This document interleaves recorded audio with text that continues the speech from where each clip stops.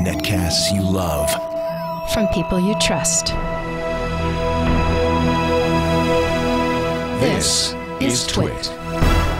Bandwidth for the Tech Guy is provided by Cachefly. CACHEFLY.com. Hi, this is Leo Laporte, and this is my Tech Guy podcast. This is episode 784. We recorded it on July 3rd, 2011, and aired it on the Premier Radio Networks. Now you get to watch it in all its splendor on TWiT.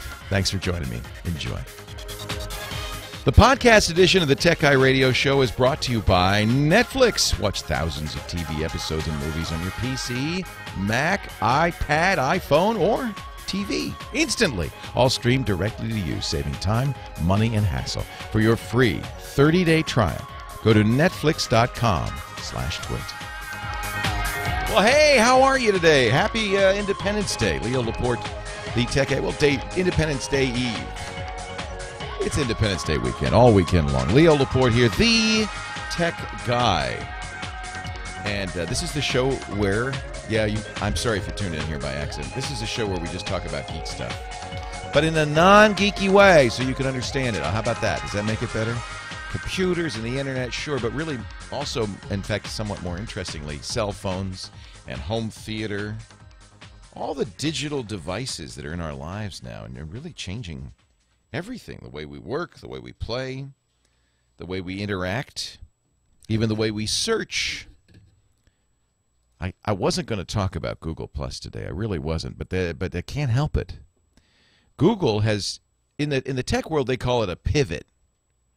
Google has pivoted, I think. This is bigger than just another Google thing, another Google program, like Wave or Buzz, or Google's always introducing new stuff. No, this is bigger than that. In fact, the head management at Google is even intimated that this is a reinvention, a make or break of Google. If you go to google.com, I think this is true for everybody. There's now a black bar at the top with Google. What was always there, the different Google programs, Gmail, News, Maps, Video, Images, all of that. The More button is still there. But for some of us, and I think even some people now in public, because this has been a closed beta, but it started, was it Thursday? It seems like it's been longer than that. On the very far left, there's a little plus sign with your name. This is something Google rolled out. They're calling it, they're not calling it a beta, actually. They're calling it more like a test.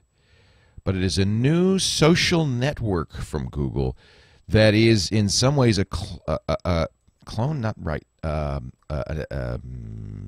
variation, an attack on Facebook and Twitter and all the other social networks. See, Google really has been, up until now, a plain old search engine. It indexes the web. You enter in your search terms. It looks through its index. It finds what you're looking for, gives you a list of things that match the terms. The key secret sauce to Google was how it ordered that list. They call it page rank after Larry Page, one of the founders. And they have a kind of a semi-secret algorithm that figures out that this is what you must have been looking for and putting that first. And then, well, okay, that wasn't it. The next thing and the next thing and the next thing. And they do a good job. That's why Google has become the dominant search engine. Somewhere, I think, 60 or 70% of all searches go through Google. Not 90, not 100. 60 or 70%. Microsoft Bing is number 2, and then there's a bunch of also-rans. But Google recently has noticed, I think, that the search alone is not enough. People want more.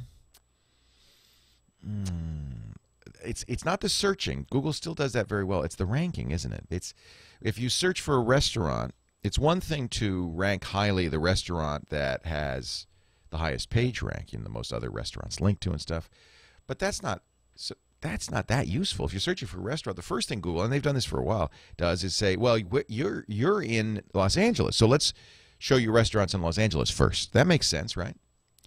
Well, now I think what they're going for is to add information about what your friends think of these restaurants, what they like. And the higher ranked restaurants will be the ones that have the approval of your friends. Now, how do they do that? Well, Facebook can do it, can't they? Because they know that. That's why Facebook and Microsoft have made a deal with the Bing search engine. If you do Bing searches, you'll see results based. There's a little box that says your Facebook friends said.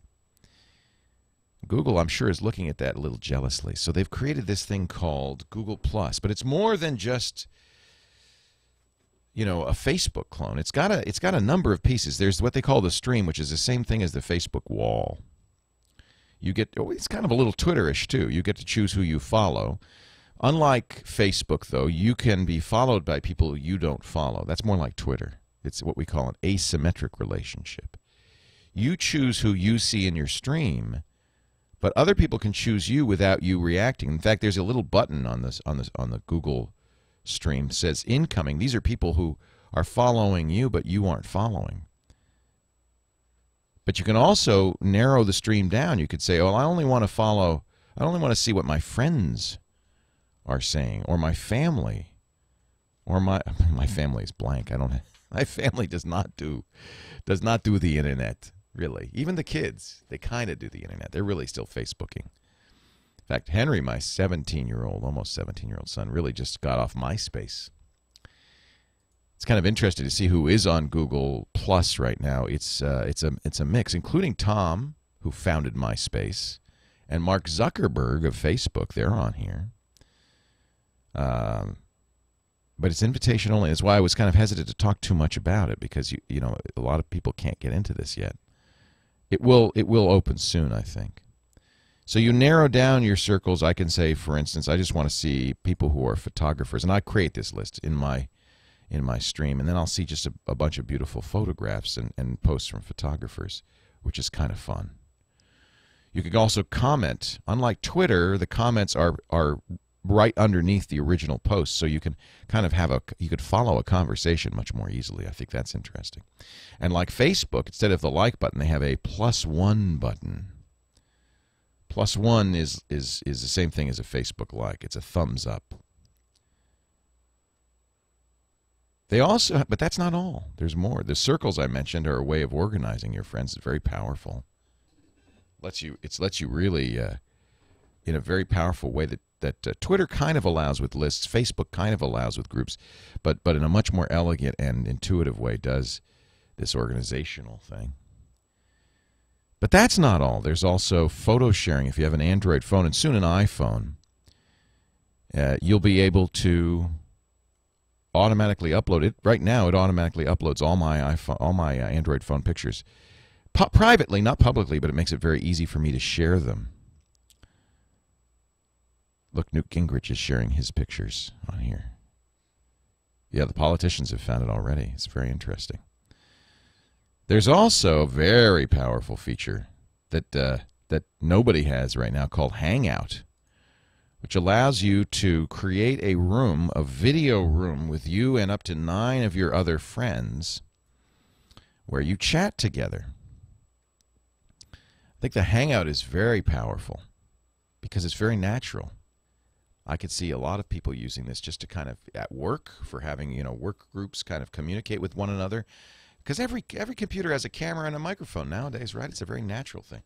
In fact, interesting, because as soon as Google Plus came out, Mark Zuckerberg, almost the same day, said, "Oh yeah, we got a big announcement too." Oh yeah, we're going to announce something on Monday.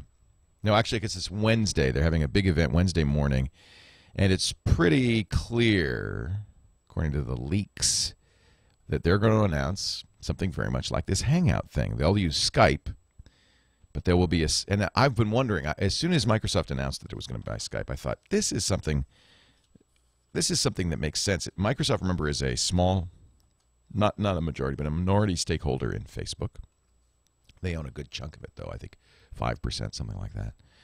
Makes perfect sense. They bought Skype. I couldn't figure out why for $8.5 billion Microsoft even wanted Skype. Maybe they wanted it for their friends at Facebook. So, and now that's going to be powerful, I think. And that's why I like this. And this is really the main reason I'm talking about it. Well, there's 2 reasons. One, because I think what we're seeing is a complete shift in the way Google thinks about the internet. This isn't just another Google feature. This is going to be tightly integrated into their search. It's a way for them to get social information into the search. Information about what your friends like, who your friends are. And I think that's very powerful, and it's something we want, to be honest. It really is less mechanical and a more personal form of search. But also, I think, very important for Google, it's a chance for them to reinvent themselves. It's very interesting. We're going to take a break. We'll come back with more. Leo Laporte, the Tech Guy. Our good friends at Netflix, of course, you know about. I don't have to tell you about Netflix. You know about Netflix, don't you? It's that great DVD by mail system where you make a list of all the movies that you want to see, and you get them. You get 1 to 8 at a time, and you watch them, and then you send them back. There's no late fees. I really like that. But Netflix also has, and I really want to tell you about this. If you haven't tried it, it's so cool. This Watch Instantly feature. Have you used this? I use it. I used it again last night. I use it almost all the time. Watch Instantly lets you on your Roku box. How often do I watch movies with strong women? Pretty much often. Thanks for sharing. See, they're always looking for recommendations. We watched The Paper Chase the other night. That was a great movie. Here's their recommendations. These are all movies I can watch instantly on my iPad, my iPhone. I don't watch them so much on the portable devices, but it's great if you travel or you're stuck in a hotel room to be able to watch this stuff. But also if you have an Xbox 360. Oh, Dollhouse is on now. They've got TV shows. Oh, I don't mean to start it. I should probably pay attention to the show and not watch TV right now. But that's the beauty of it. You could watch it on your Xbox 360. Oh, let's not update right now. Let's go back to browsing. On your PlayStation 3, on your Nintendo Wii. Yeah, isn't that great? I guess they made a deal with Paramount. All the Star Trek shows, the original series plus the Next Generation, are on here as well. If you want to watch TV, that's very exciting. I use a Roku box to do this, so there's Glee, Mad Men. It's just amazing. So let's see if I do I'll search for Star Trek. Here's what happens. You go here, and when you see play, that means it's in the Watch Instantly. So the movies are on here. Here's the original Star Trek. Let's add this to my instant queue for sure. And then, by the way, it suggests all these other great shows you might like, TV shows. So that's excellent. Why does it say new episodes? There hasn't been a new episode since 1967. TNG, Voyager, Enterprise. This is awesome. All right, I want you to try it free for 30 days. Netflix.com/twit. If you are already a member, do me a favor, tell your friends. Netflix.com/twit. And this is new. This is something exciting. They've agreed to support the radio show. Leo Laporte, the tech guy, 8888. Ask Leo. That's the phone number. We want to talk to you about tech. Coming up in just a little bit, we'll be talking with Scott Wilkinson, our home theater guru, about home theater. We were talking in the break about the fact that Netflix now has a Star Trek, the original series from 1966 on its streaming. And I had forgotten, but Scott Wilkinson had been raving about this. He said, oh, you got to get the Blu-ray. I said, the Blu-ray? What are you talking about? Of Star Trek? Who wants the Blu-ray of a TV show from 1966? He said, no. Because remember, all these TV shows, yeah, they were broadcast in standard definition. When you watch them on TV now, you're not seeing a high-def version of Star Trek. You're seeing the original standard definition. But all these shows were shot in those days, in the mid-'60s, on film. And film is high-def. I mean, it's 4:3, but it's not, so it's not widescreen, but there is enough, if you've got the negatives, if you've got the original film, you can make a high-def DVD out of it, or in this case, a Blu-ray DVD, and that's exactly what they did. Plus, they went back and they replaced a lot of the original special effects, what we call the computer-generated graphics, the CGI, with modern CGI. And this is funny, John, my studio manager, just told me, because he's a big Star Trek fan. I didn't know this, but I forgot there were analog clocks in the original Star Trek series. They were rolling clocks, like the flip clocks. They would roll. And I guess Nixie tubes or something, right? No? Not even Nixie tubes? Anyway, they've somehow cut them out of the film and put real digital clocks in there. Like they were like odometers. Right. And now, which is analog, of course, and now they've replaced those with true digital clocks. I like that. In fact, you're right. It wasn't CGI. Species 8470 in our chat room is saying, no, Leo, it wasn't CGI in the original series. It was models. It was little plastic models they'd shoot with cameras. Well, even Star Wars, the original Star Wars, was models. But now we can do it all in a computer, and it looks even better. And so I hear it's wonderful. I haven't watched it yet. We will be talking in just a bit with our friend Scott Wilkinson, our home theater guru. If you've got a home theater question, 8888 Ask Leo. In fact, I didn't mention that's the phone number if you want to participate in the show. 8888 Ask Leo, toll free from anywhere in the U.S. Outside the U.S., you can call that via Skype app. Now, I know it's hard to remember that, and I know I say it fast. So let me give you something that's easier to remember that you should remember, which is techguylabs.com. You got that? techguylabs.com. That's where not only the phone number is, but also a link to our great chat room. They're fun. A link to show notes from all of our previous episodes. This is episode 784, so there's a lot there. And you could search for it if you want to know what I thought about, Apple moving to Intel. You can find that. It's historic stuff going back to 2004. It's all there online, including audio from all the previous shows, and in many cases, video as well, and our live video. So, nothing more exciting than watching a guy do a radio show. But you can also do that. It's also available at techguylabs.com, plus the phone number and the chat room. We're building a new studio. Actually, the Tech Guy Labs are moving, and probably, I'm hoping 3 weeks from today. That's our plan. On July 24th, I'm planning to take my ball, the exercise ball I do this show. I don't sit in a big chair. I sit on a ball. I don't know why. It feels more energetic. But I'm going to pick up my ball and watch. I'm going to march down the street. We went to the small town. I do this show from Petaluma, California, small town, about 50,000 people. We went to the police department and said, do we need a permit? Because I want to have a little mini parade of me and my staff as we move what's left of the Tech Guy Labs down the street 2 blocks. And they said, no, just stay on the sidewalk and obey traffic laws. I said, okay. So I'm going to carry my ball. John, you'll carry a few computers, my headphones, things like that, and we'll go down to this beautiful new studio we've been building since January. $1 million facility, 10,000 square feet. Yes, all just for me. What? You got a problem with that? I need to spread out. Actually, one of the things we're going to add to the labs, I'm really excited about this. One of the I do besides this radio show. The reason we need so much space is we actually do about 25 shows. We're moving to 24/7 full-time operation, like kind of a CNN for geeks, of just tech stuff all the time. And one of the shows we do it every. When do we do Ham Nation? What day of the week? Wednesday? Tuesday at 6 Pacific. That's when we do.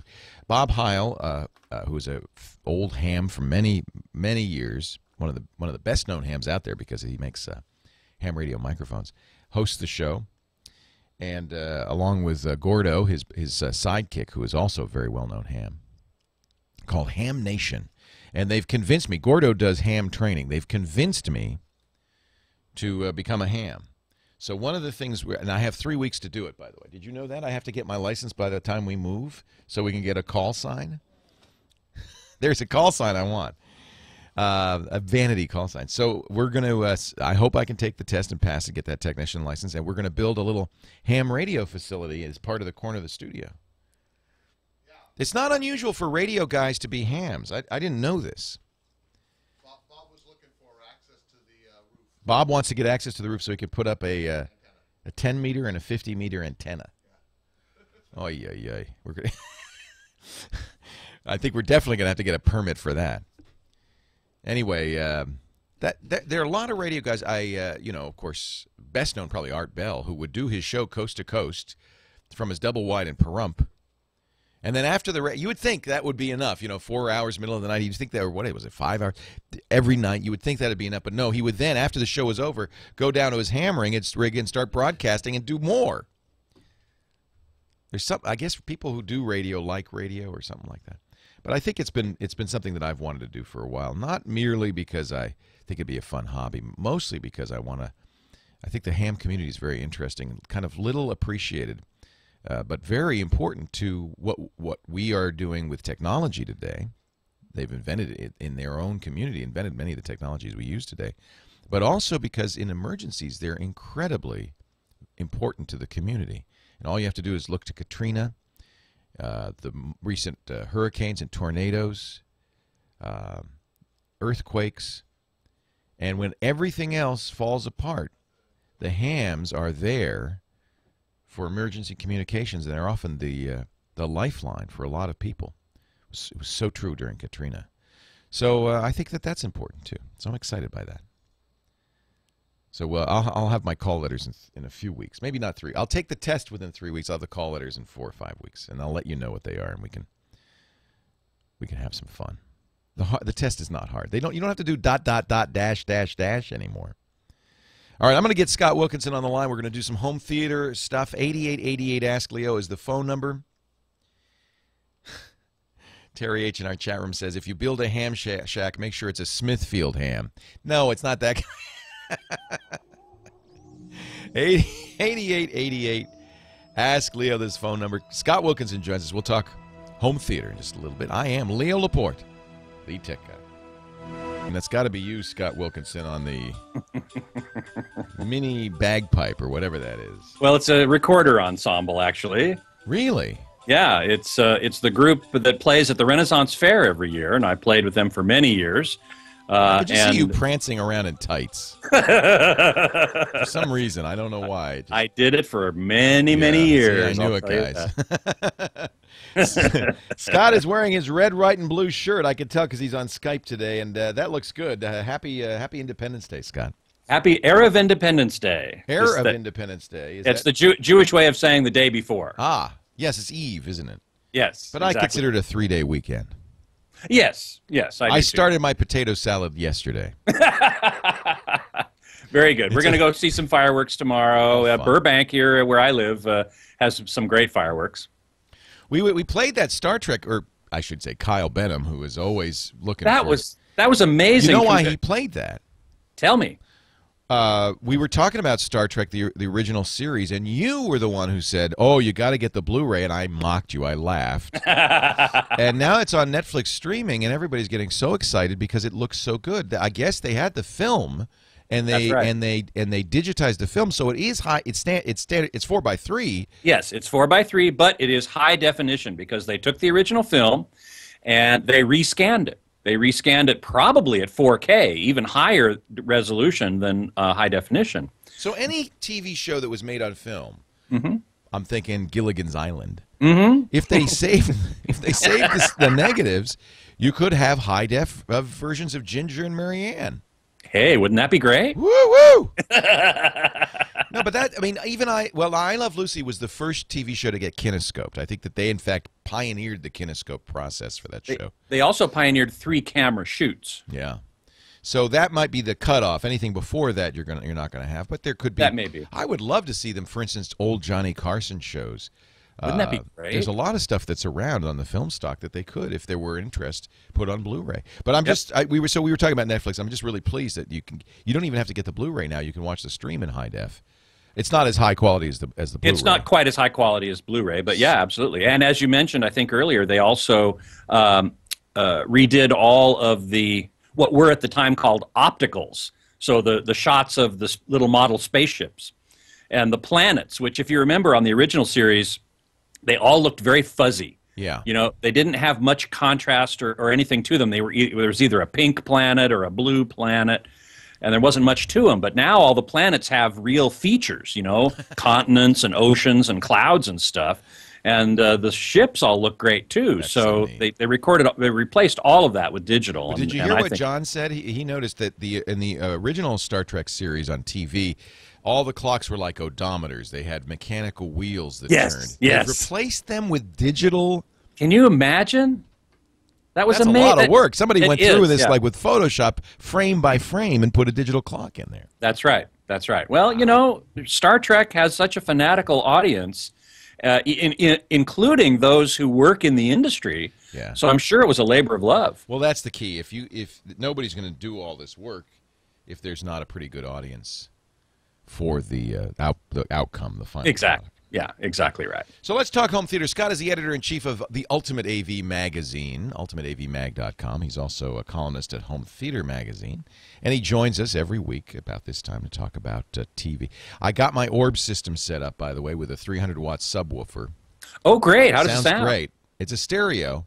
This Oh, is it's for my 22 new channel. office. But now they do home theater, and I'm thinking, man, They do. They do. maybe I might get, the center channel, the left, the right, the rear, the back, the center, the up, the down. Now, my colleague Tom Norton reminded me after my appearance last week when we talked about the Orb a little bit, just to make sure that the Orb, the little satellite, goes down in frequency far enough so that it blends well with the subwoofer, or that conversely that the subwoofer goes up high enough so again that they blend together. There isn't like a hole in the low mid frequency range. Now, when you hook it up to a stereo, the AV receiver, the AV receiver does that's called crossover, which frequencies, which speakers handling. Yeah. And it does it automatically. But now, because I'm using it with a computer, I'm using a powered subwoofer, it has a big old dial that says crossover frequency, and it goes from very low to relatively high. Yeah. So I should play with that until I hear a good mid-range, you think? Correct. Because right now it doesn't sound that way. I've got a boom, boom, boom, right, and I got a kind of a tinny high end. Right. There's also so you want to turn up. You want to increase the crossover frequency. It probably goes up to like 120 hertz, something like even that. Higher, I think 180, something like that. Oh, okay. So I would play with that, but it'll probably end up somewhere in the upper range. Yeah. Okay. The other thing I wanted to ask you about, it says in the manual there's a break-in period. Mm-hmm. There's a break-in period for speakers? There is, absolutely. It takes a little while for the flexible parts, if you will, to kind of get stretched out a little bit and comfortable. It's like a balloon. Yeah, kind of. Initially it's stiff, but you want it to be a little more fluid. Yeah, exactly. So there is a break-in period for speakers. Also for plasmas. We've talked about that before. Yeah. Now, on a plasma, TVs. there's content that you would like to use to kind of break it in. They said on the speakers, just use them. It doesn't really matter. Well, that is true, but that's primarily because if you use them, you're going to be exercising all of the frequencies anyway. Right. You're going to be listening to music, right? What do we use to break in our plasma? Well, there's a couple of ways to do it. The easiest way is to simply watch mostly or all high definition 16:9 content. You want the image to be moving. You don't want a static image. And you want it to fill the entire screen. So if you're watching a lot of 4:3, which has black bars on the sides, or you're watching a lot of movies, widescreen movies with black bars on the top and bottom, then you're not exercising the entire screen equally. So all right, I get it. The thing to do is to tune in a high def station and just watch 16:9 full screen moving images. What we do in the studio when we're going to review a plasma is we put up a test pattern, which is a full field white, not 100% white, but like 50% white field that just covers the entire screen in the same color. That is 50% intensity white, which looks gray. And we just leave that up for 100 hours, like over the weekend, and a little bit more, and then that exercises all of the pixels exactly equally. Dr. Mom says it's somewhat similar to the process of breaking in a girdle. That makes sense. Well, sure, a girdle's got to be flexible, I guess. Yes. Not that I have any. And you probably know, although William Shatner might. He might. You probably don't want to do this with anything that has a bug on it, though, right? Because what do you mean? Well, you know how CNN will have the CNN logo.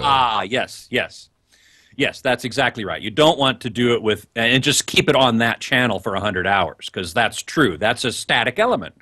That's a thing that just sits there. Right.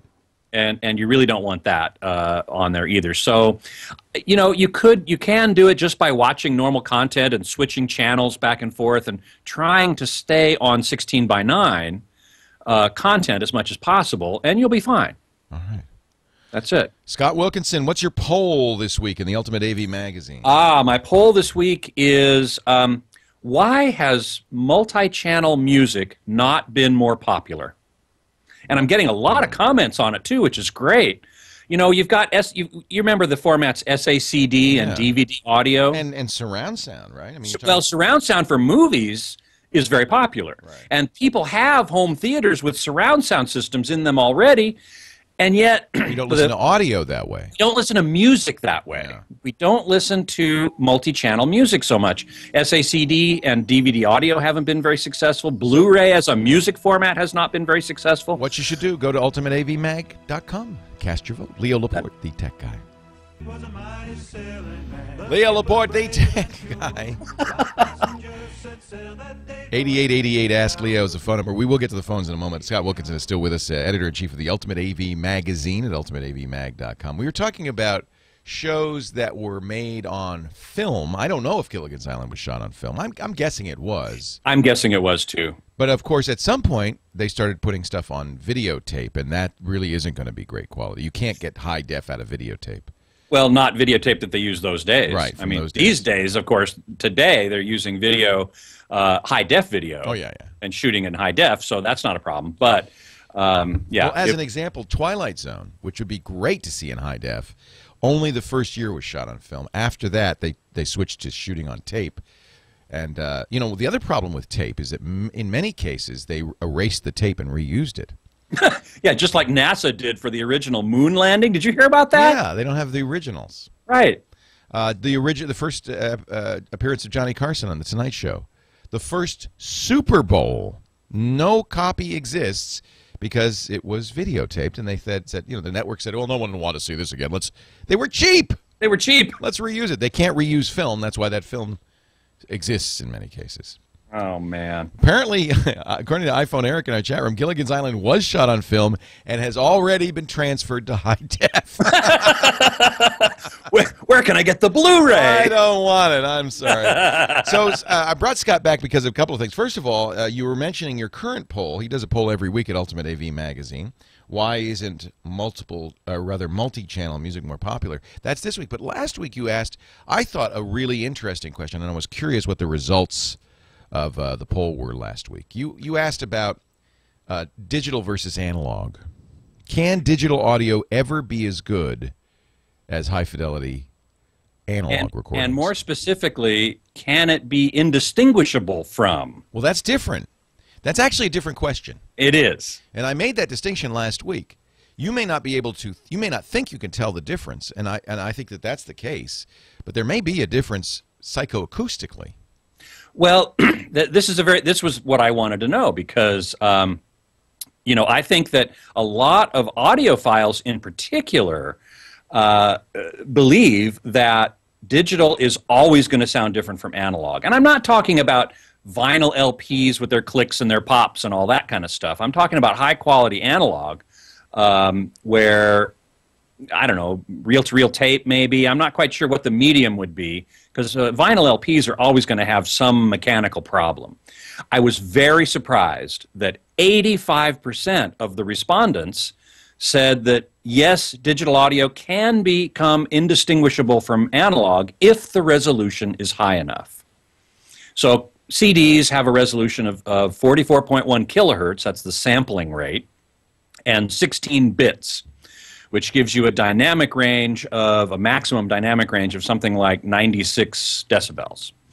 But you can increase that. Nowadays, high-resolution music is 96 kilohertz sampling rate and 24-bit resolution, which gives you 144, I think, decibels of dynamic range. I don't remember exactly. But in any event, you know, I've always wondered this. You know, at some point, there comes a point when the ear won't be able to discriminate any more resolution in digital audio because our ears are only finite in their ability. And yet, I think there is evidence that whether you can intellectually say, oh, I hear the difference. You may say, it sounds the same. And by the way, I've compared CD audio to MP3 audio, and at 192 kilobits, there was no way in an A-B comparison, blind A-B comparison, I could tell the difference. Right. That I could say reliably, oh, that's MP3, that's CD.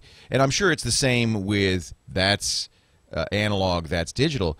But there still may be and this is where it gets into psychoacoustics. There still may be an emotional reaction that's different. There may very well be feeling that's different that we can't quantify. Right. That may very well be. I believe that there is. I don't know that there have been any studies to demonstrate that. It's purely. I think it's purely theoretical. I've read some papers that claim that there is such a difference, but I don't know if they've been able to. It's hard to study because it's hard to verbalize. Mm-hmm. You can't say, "Oh, that makes me feel better." Right. They have to do functional MRIs of the brain. There you go. Let's commission a study. See what parts of the brain light up when you listen to analog. Exactly right. Very good. Yeah. So good. Well, ultimateavmag.com is the place. Now, you had a question, too, and I wanted to give you time to answer that. I do. First of all, though, I want to let everybody know that I did a special episode of Home Theater Geeks podcast on Friday, because this Monday, of course, is 4th of July, so we're not going to do one then. And on that special edition, I didn't have a guest. Instead, I just chatted with the chat room. You were the guest. I was the guest. Well, the chat room was the guest, in a sense. I just answered questions from the chat room. I also gave a little video tour of my own home theater. Oh, how fun. So that should be up on twit.tv/HTG now. Well, I got to watch that. I got to see what you have. Also, at the end of the show, my wife came in and we sang Happy 4th of July to the chat room. There's a song. There is a song on that episode of Home Theater Geeks. Actually, somebody has written a song called Happy... No. We sang Happy Birthday. Oh, good. Now I'm going to get a bill from AOL Time Warner. You know they do that. Ooh, I forgot about that. Ooh. Oh, yeah, thanks. Sorry. Don't sing it on the radio show. I don't want to I don't want to get in trouble with the boss. No, anyway, that's true. I think people don't know that, but in fact, this is why very often in a movie, instead of singing Happy Birthday at a birthday scene, they'll sing for He's a Jolly Good Fellow or something like that, because Time Warner, I think it was Chappelle Music, bought the rights from the two sisters who wrote Happy Birthday. Sisters, yes. Not even in the last century, in the 19th century, but somehow they managed to preserve the copyright. The publishing rights were purchased by Time Warner, and if you play Happy Birthday on a movie, a TV show, a podcast, you get a bill. Oh, man. I'm really sorry I mentioned that on the air then. No, actually, I'd be very curious if I get a bill. I think that'd be interesting. Well, let me know, and I'll be glad to maybe I'll have to pay it. No, I'll pay it, but it'll unless it's millions of dollars. Yeah, right. I don't know. I don't think that many people listen yet. Yeah, probably not. Anyway, but it's my wife and me singing in harmony. How nice. So how nice. We'll look for that. That's it. twit.tv/HTG. All right, we're going to get Scott's answer to one of your questions in just a second. All right, Scott, I'm going to give you 1 minute for the question and the answer. The question and the answer. Ken Crayley, one of my loyal chat room followers, and thank you so much for that, asks, how has sound technology changed since I started in the home theater industry? Well, that's more than a minute's question, but I'll answer it quickly. Yeah, no kidding. I can't give you the next hour for that. I'm sorry. Yeah, sorry. Basically, when I started, we were just getting into Dolby Pro Logic or Dolby Surround, which was a simulated surround from 2 channels. So you had 2 channels, and then you had what's called a matrixing situation, which took the surround channels, the left and right surround channels, and mixed them in, kind of matrixed them into the front left and right. And then the decoder kind of extracted them. But it wasn't, well, actually, there was only one. I'm sorry, there was only one surround channel. This trip back in time will continue next week. Yeah, very good. Sorry. Scott Wilkinson, Ultimate AV Mag. We'll be back to the phones right after this. Leo Laporte, the Tech Guy. Well, a good day to you, Leo Laporte here, the Tech Guy, and yes, it's time to talk about technology. Computers, the internet, cell phones, camcorders, MP3 players, home theater, and all that jazz. 8888 Ask Leo is the phone number if you want to join in. And I know I didn't take any calls in the first hour, but that's what we're going to do this hour. And I'm going to take as many as I can as quickly as I can, as long as I give you a good answer. I don't want to rush through the answer. You know me. So let's get right to the phones. 888-827-5536. Our first call of the day is Gary in Los Angeles. Gary, you're a patient man. Thank you.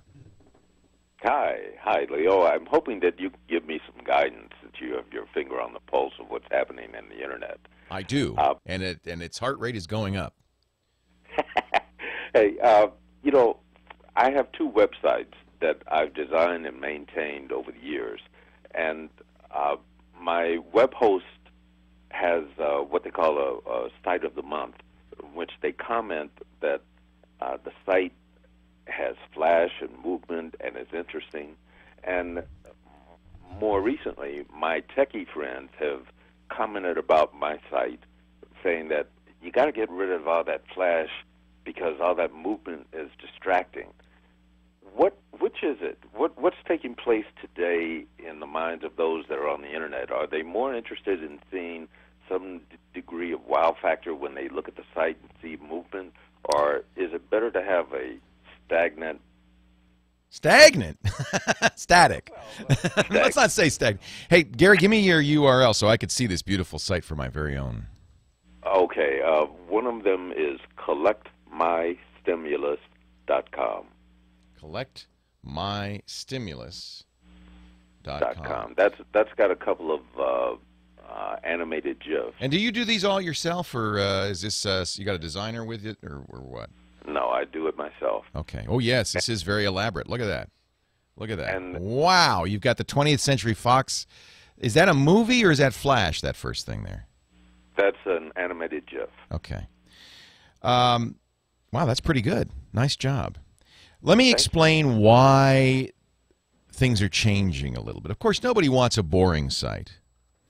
Your site should be intriguing. It should be interesting. But remember, a couple of things have happened. First of all, Apple decided not to allow or not to include Flash. That's the animation technology that Adobe created that's widely used on the web. They do not support Flash on the iPhone or the iPad. And that's a lot of visitors. In fact, about 60% of all internet surfing on mobile is via the iPhone or the iPad. That means 60% of your mobile visitors cannot see anything in Flash. Can they see animated GIFs? Yes. But there's also an annoyance factor. So first of all, that's why Flash is being deprecated. It's also, by the way, not accessible. And so you don't want to leave out your blind users or users who, for one reason or another, can't access Flash. And in fact, even when you do this animated GIF at the beginning of your website, that's very, I mean, that attracts the mind. But how many seconds is that? Maybe 10 seconds, something like that, before the site pops up? One of the things we know is that people are very impatient as they surf. A blind user is not going to know what the heck's happening. There's a big image on the screen they don't see. But even users that can see it, even an iPad user, might not be patient enough to sit through that opening animation. These are called splash screens sometimes, and they are also considered by most designers to be a bad idea. You want to get right to the meat of the matter. You also want to be judicious in the use of animation. Remember, most of the web in the early days had mailboxes that would open and said, email me. They'd have dancing monkeys and all sorts of animation. That stuff does draw the eye, but it is not necessarily good design. And unless you're a designer, I'd be extremely cautious about how you put animation on your page. It slows it down in loading times, and again, slow loading times we know are a bad idea. There are modern technologies that do work on the iPad and the iPhone that don't slow you down so much. Most of them are based around the newest version of HTML, which is the web's markup language, HTML5. So I would take a look at that. Your page is fine, but I agree with your friends, and I would listen to. Truthfully, it's clearly not done by a designer. And I would, if you really want to clean it up, it may be functional for what you do, and I think it probably is, but if you wanted to get awards for design, then you might want to go to a designer, somebody who's trained in graphic arts, and more than that, is trained in web design, because there is really a web page is an application. It's really almost application user interface design that you need. So graphics, art, and an eye is important, but you also have to understand user interface. There's a really great resource for all of this. And in fact, the guy that I kind of look to for all of this information, he's the king of user interface design, and his name is escaping me right now, but I will find it for you, and I'll put it in our show notes at techguylabs.com. Chat room, you know who I'm talking about. His company, Jacob Nielsen. Thank you very much in Camden, Senza.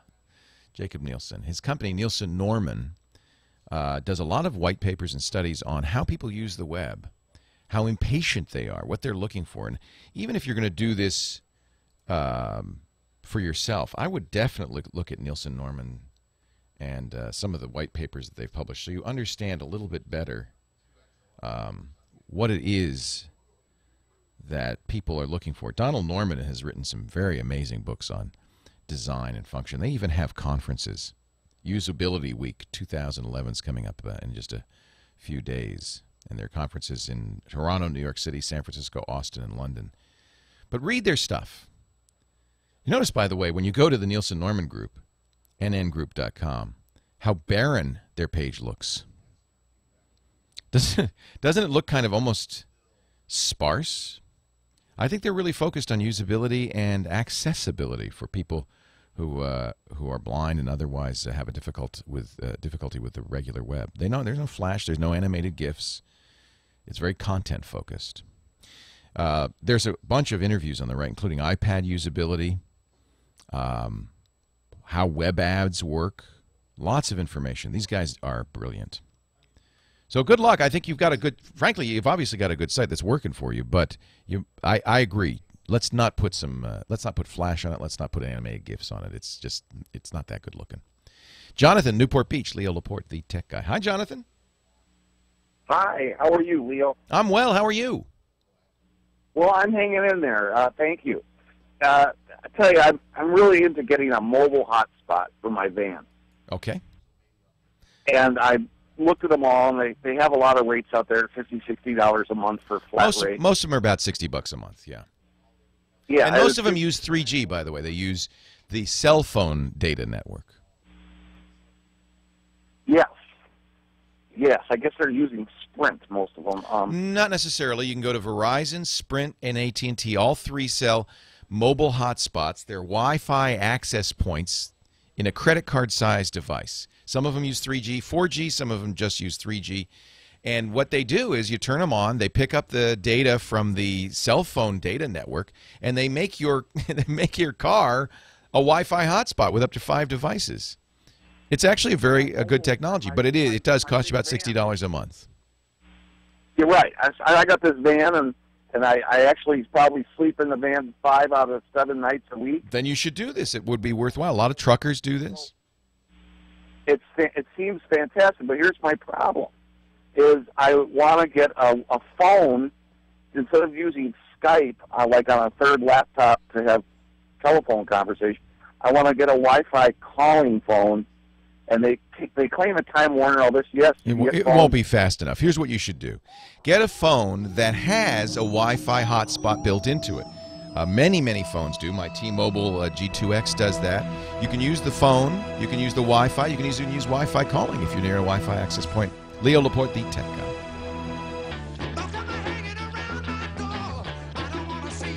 Leo Laporte, the tech guy.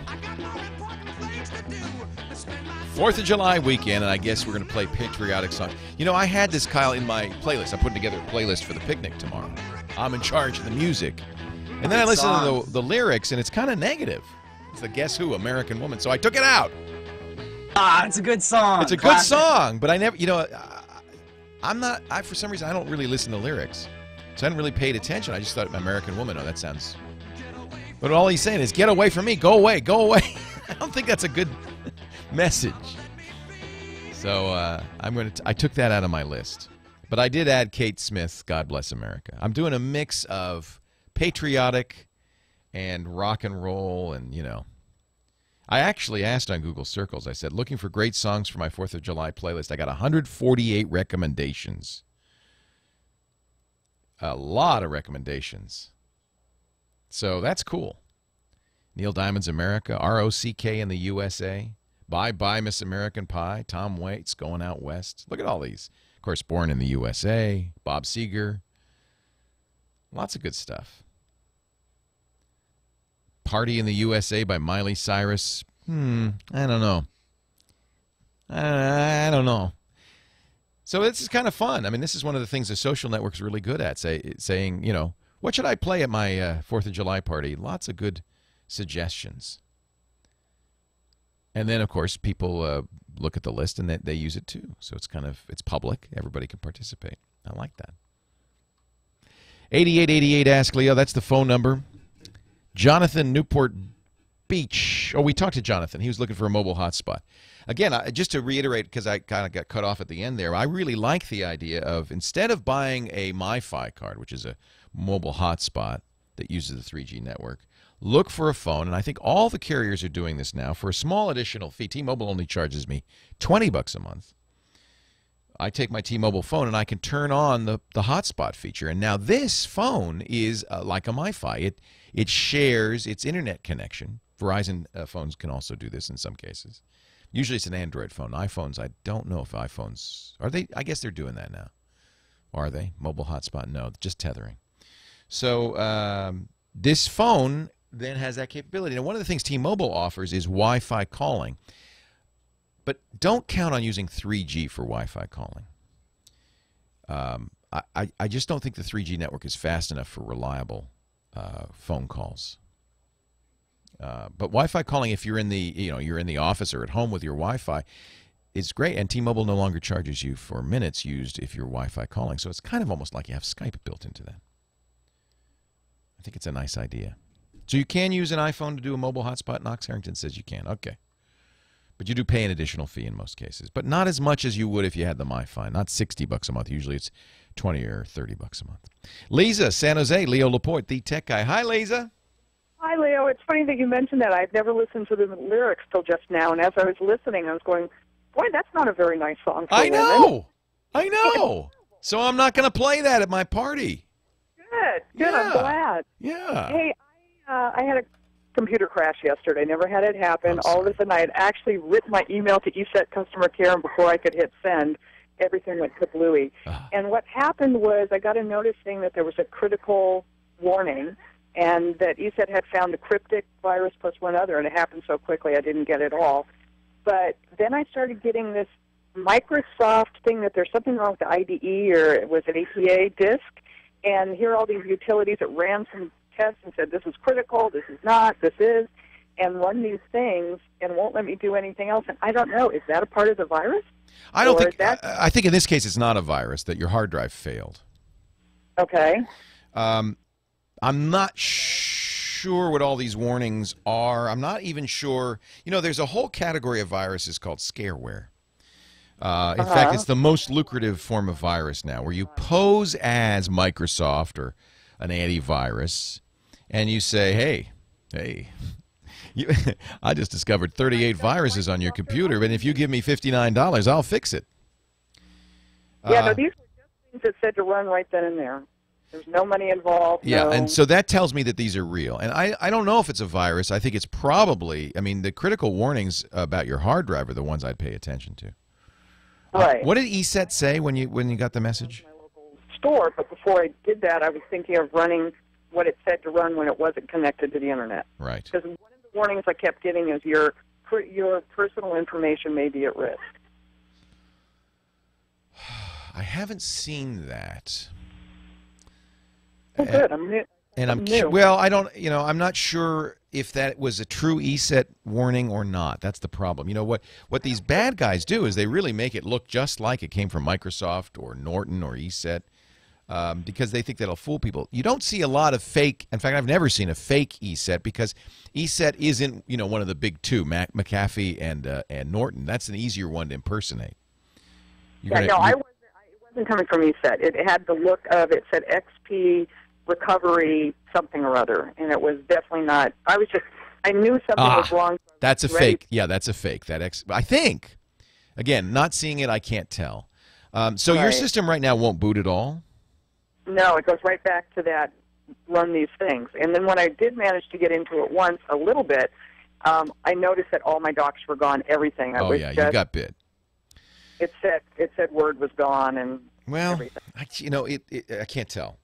There's two possibilities. One is that your hard drive, in fact, started to fail, and that's what you're seeing is some damage to the hard drive.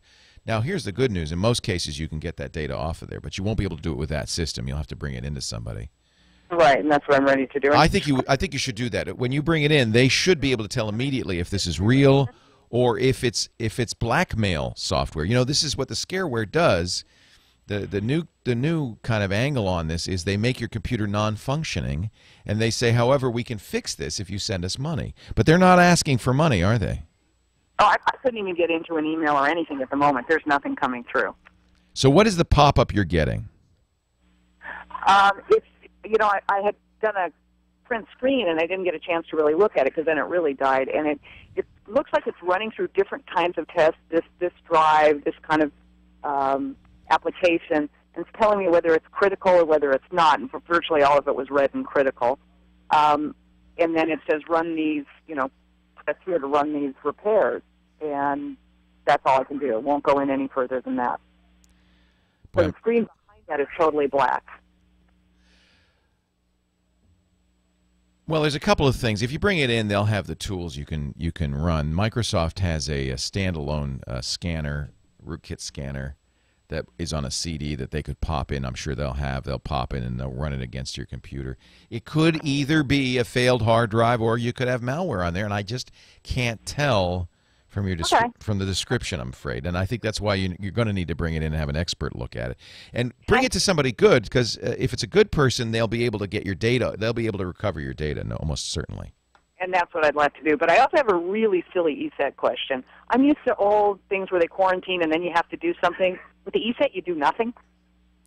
Like well, the times have changed. The idea of a quarantine is a virus got on your system and we can isolate that file and move it off. Virus authors years ago figured that trick out, and they started attaching their viruses to critical system files. You quarantine a critical system file, you don't have a system that boots. So the quarantine method is is not widely used anymore. Leo Laporte, the tech guy. David in San Francisco, listening to the great KGO. What can I do for you, David? Hi, David. Hi there. Okay, so I'm looking for a wireless home monitoring system that works with the internet. So, like for example, when I'm away on vacation, I want to go to somebody's computer and go to a website and look at the cameras in my home and see that everything is okay. And if there are burglars, the images of the burglars will be recorded. So, unfortunately, all the products I've found so far are either too complicated to set up, they have poor image quality, especially at night, they don't work with my MacBook, or they're really expensive. I'm not sure I can fix all of those problems. I'll tell you what we've been using. We have a Dropcam. Have you looked at Dropcam? A Dropcam. I've heard of that. Yeah, Dropcam.com. They're very simple to set up. We have one set up at our new studio so we can watch the construction. In fact, if you go to Dropcam.com and go to the demo page, you'll see new TWiT studios. And I'll tell you a couple of the features. First of all, it's not inexpensive. If you don't want audio, it's $200. If you want to add audio, it's $279.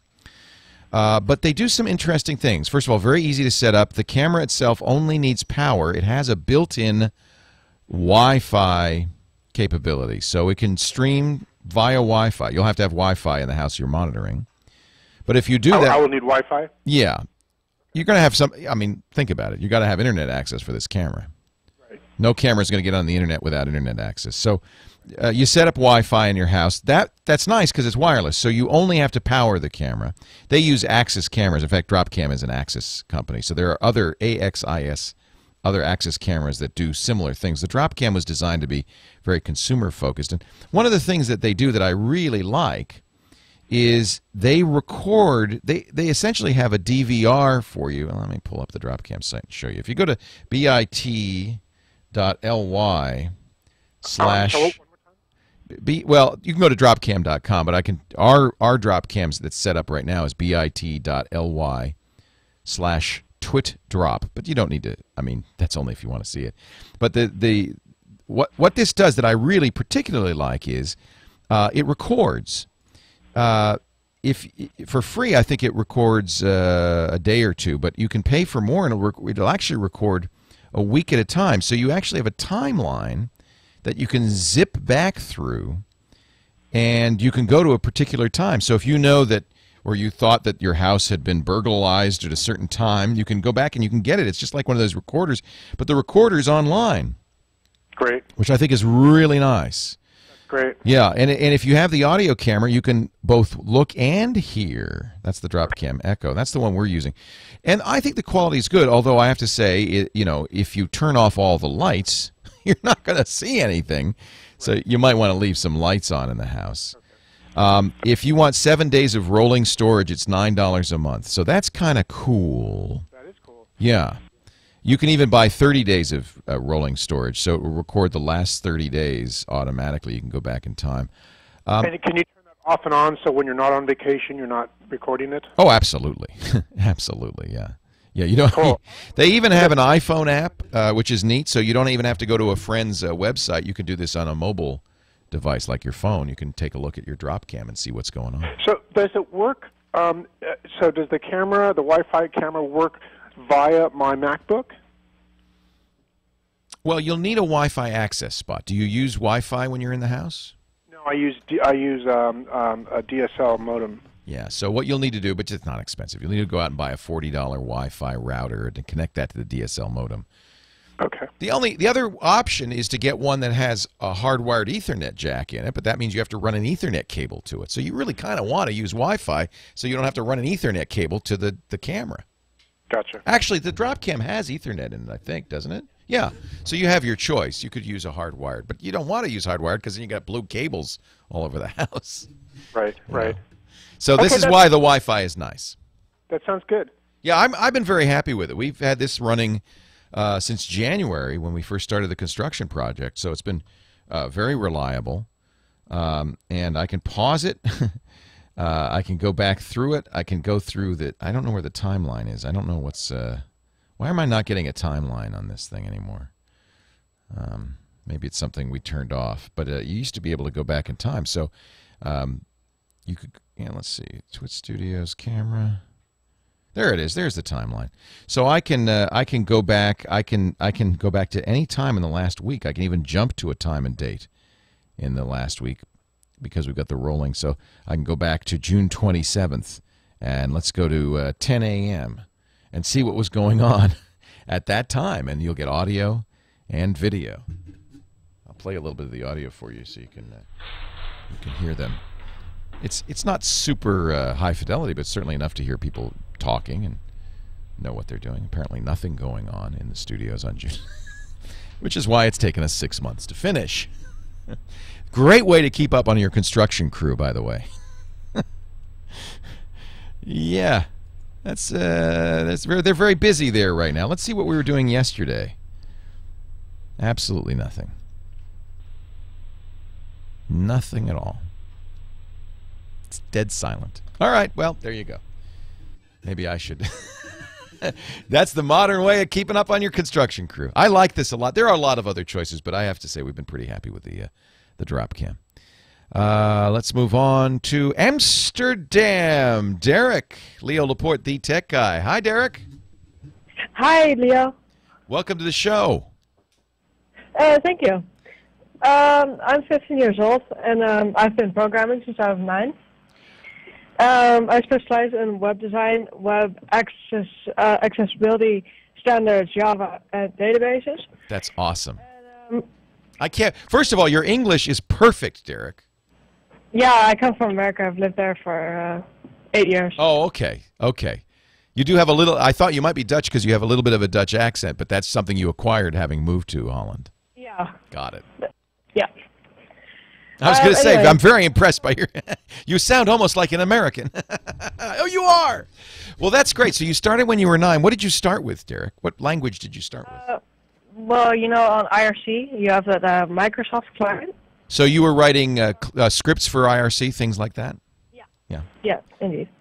It's, you know, it doesn't really matter what language you learn with. It's the motivation. And obviously, because you were using chat, IRC chat, and you were motivated to learn how to script it, that was enough. That was sufficient to teach you programming. A lot of people learn a BASIC that way or JavaScript that way because they're motivated to solve a problem.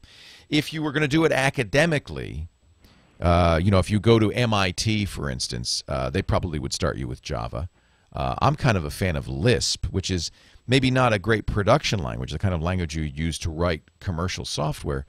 It's about teaching you and helping you understand the ideas of programming. In fact, when they teach Lisp, and they used to teach Lisp at MIT for years, that was the first programming language they taught you, they said, we're not teaching you how to control a computer.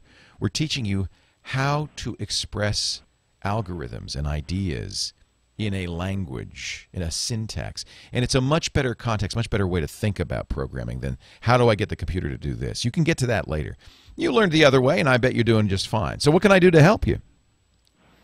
Well, my problem is I'm 15 years old, and my dad is like, you got to get a job sometime.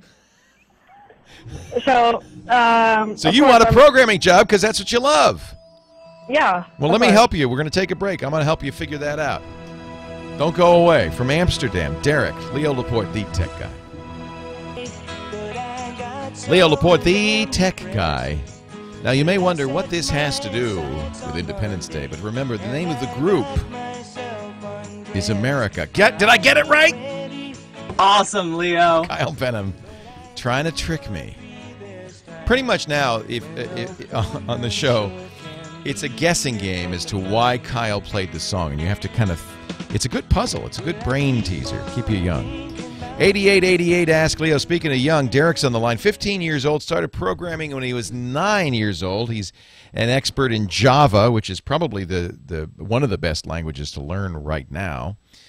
He is an expert in accessibility, web pages, and that kind of thing. And he says, Dad says I have to get a job, but nobody will hire me because I'm 15. Is that right, Derek? Yeah, that is.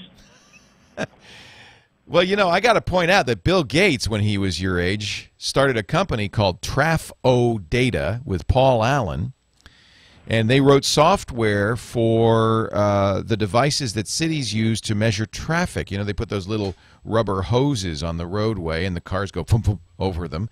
And Gates and Allen's first company, before Microsoft, this Trafo Data company, they counted cars, and they sold it to cities, and I think it actually was a pretty good little business for them. So it's possible at the age of 15. In fact, you should tell Dad this story, because maybe Dad will be... Is Dad in the business? Is he a computer kind of guy? Oh, no, he's a professional car player. See, that's the problem. See, he wants you to do something with your hands, doesn't he? Yeah, Yeah. I guess. He says, you should learn a trade. This programming thing's not going anywhere. Now, Bill Gates' dad was a lawyer, so I think he probably was, and they were wealthy, so I think he was probably like, yeah, whatever, kid. But I understand. Your dad says, I want you to get a job. You're 15. It's time to get a job. That's completely reasonable. And I think it's reasonable for you to say, well, here's what I really love, and I want to get a job as a programmer. How do we help? Let me ask the chat room. How do we help Derek overcome? I know. Don't tell anybody you're 15. And do it via the internet. How about that? There's a site, I don't know if it's good in Holland or not, but you could take a look at it, called Elance, ELANCE.com. Hire online workers, get the job done. People will post a job, so you can make a proposal to somebody who's already said, I need something. So you can search here for somebody who says, I want to do some accessibility programming in Java, and you go, that's me. And you can post a proposal there. You don't have to say I'm 15. And the truth is, in the computer world, I don't think that's a strike against you. If you're responsible, hardworking, I think you could probably do very well. Yeah, I've tried one of those sites like that, but the problem is I've already earned about $1 or 50, but they keep the fees. Yeah. They keep 30 to 40% of what I earn. Well, that may just be something you have to put up with until you get enough work under your belt, enough examples of what you've done under your belt. And the nice thing is, because you're doing these on the web, you could point people to websites, say, I did that. I see that, I did that. And that will make it easier for you to get work. And once people see that you are reliable, that you complete the job on time and on budget, that you do good work, I don't think anybody's going to worry about your age. In fact, I think there's definitely the feeling in the computer world that it's your generation that is going to change the world, that knows a lot about this. How about this, Derek? Why don't you make your own website? Put some stuff on there that you've written. I've got one already, actually. Oh, what's the site? I'm not sure how to say it in English, but it's KOLAKCC.com. KOLAKCC.com. Is that right? CC, sorry. CC. Aspiring freelancer. I like this. Good job. This is exactly what you need to do. Here's your expertise on here. This is fantastic. Now, you could do more though. You know, you got planned projects. Do you have any projects you've completed on here? Not yet. Not any I'm ready to upload yet. Yeah. So that's the next step, is maybe to put some stuff up there that's an example of your work. You know, I'll be honest. You know, what I encourage kids today to do is to become entrepreneurial, to not look for a job, even though Dad's pushing you to do that, but to create your own job, to create your own business. What do you think? I mean, Bill Gates was your age. Instead of saying, let me see if I can go down to control data and get a job as a programmer, he wrote Trafo data and started a job, started a business. Maybe that's the thing to do. You got any good ideas for a website? Not really, to be honest. Start thinking about those. See if you can come up with a great idea and implement it. Okay. Don't you think? Derek, hang in there. I know Dad wants you to learn a trade, and it's not a bad thing to do. Not that you'll end up doing it, but just it's great to know things about how to do things, and it's great to work with your hands. I think a lot of programmers, in fact, do have hobbies where they work physically, because after you work with your brain all day, you sometimes it's nice to go home and do a little woodwork or you know, paint a painting, do something physical. So it's not a bad idea to do that too. But I think you're actually, you may not believe this, you're in a very exciting time for people like you, because the playing field has flattened a little bit, and if you have skills, you can start a business. It's we call it barrier to entry. The difficulty of starting your own website or starting your own business it's almost down to zero. You can create a site on Amazon's EC2, for instance, and it just costs you $15 a month, something like that, and you can get a great site. Wouldn't Dad be impressed if you created a site and then got some venture capital to start a business? Wouldn't Dad be pretty amazed? I'd start thinking entrepreneurially, Derek. I think there's a real opportunity for you, and nobody cares about your age. They care about what you've done. Show them what you can do. Billy, Providence, Rhode Island. Hey, Billy, Leo Laporte, the tech guy. Hi, first-time caller. Enjoy your show. Thank you so much. Appreciate it. A complicated question. I right now do not own a flat-screen TV or whatsoever, and still on a tube TV with a converter box. It's about time. This is exciting, Billy. You're gonna love a new TV. I have a dilemma, because I know this LCD 720 and 1080, and the next step up is LED 720, 1080, same thing. I know LED supposedly is better than LCD, but when I look at the LED in the store and look at an LCD, I can't tell very much of the difference. Is there any good points of the LED compared to in other words, let me explain first, Billy, the difference. They're both LCDs. The difference between an LED and a standard LCD is the backlight. That's the only difference. So the way an LCD works, a liquid crystal display, the liquid crystals are just shutters that open and close when you want to light up that dot on the screen. It's the light behind them that's changing. It's either fluorescent tubes in the old style LCDs or these more modern LCDs which use LEDs for the backlight. The image quality on LED is marginally better, but there's other benefits. They don't burn out. They maintain their color consistency longer. LED is a good way to go. And most of the high-end modern LCD flat panels use LED backlights. So they call them LEDs, but it's not an LED. It's still an LCD. It's just backlit by an LED. So in other words, you're better off buying an LED. I think so. They're brighter. They last longer. It's not so much that they're better image quality, although it is true that they tend to be more evenly lit, better blacks, that kind of thing. All right. Then the other question I got, they say... well, I'll tell you what. I hear the magic sound, which tells me we've got a break for news. Do you have time to hang on to through the news, and I'll get back to you right after this? Okay. Please do. Thank you, Billy. I appreciate it. Leo Laporte, the tech guy. Well, a good day to you, Leo Laporte here, the tech guy. And it's time to talk about computers and the internet and cell phones, and I promise not to talk in a voice like that. 8888 Ask Leo. That's the phone number if you've got a question, a comment, a suggestion. I'd love to hear from you. We love to talk about technology. I was talking to Billy in Providence about buying a new TV. Poor Billy's been watching a plain old tube TV. He's getting his first HD TV. So question number one was LCD or LED, and as you probably heard, the answer is they're both LCDs. It's just how the backlight is, and I do strongly recommend, unless it's much, much more expensive, an LED backlit. They'll be newer, for one thing. I don't think anybody, I think most people are not making the fluorescent light backlit, and their color's more consistent. They last longer. They use less power. There are a lot of good reasons to use an LED backlit LCD. Well, you made my mind up about that. That's what I'm going to do. Now, my other three questions before I let you go is, if I financially can only afford a 720p LED, is it best to buy a Blu-ray player with that? Some say it's not worth it because you won't get the full effect. Some people say it is. Or is it best to go with this new thing now called a DVD up converter? So 720p is high def, and a TV that you buy that's 720p is probably also 1080i. Those are the older TVs. The newer TVs are 1080p. Blu-ray is capable of a full 1080 lines from top to bottom. That's 1080p, and certainly it will look better, but it's not, frankly, it's not whether the TV does 720, 1080, or that. It's how big the screen is. On a smaller screen, you might not notice the difference between DVD upscaled and Blu-ray. On a bigger screen, you certainly will. How big a screen are you thinking about getting? Well, I live in a studio apartment, which is like living room, bedroom combined. And I know most, well, can I mention a brand? Or yeah, of course. Love it. Ever hear of Vizio? Vizio's excellent. Vizio's a good deal. They're selling in the big box stores.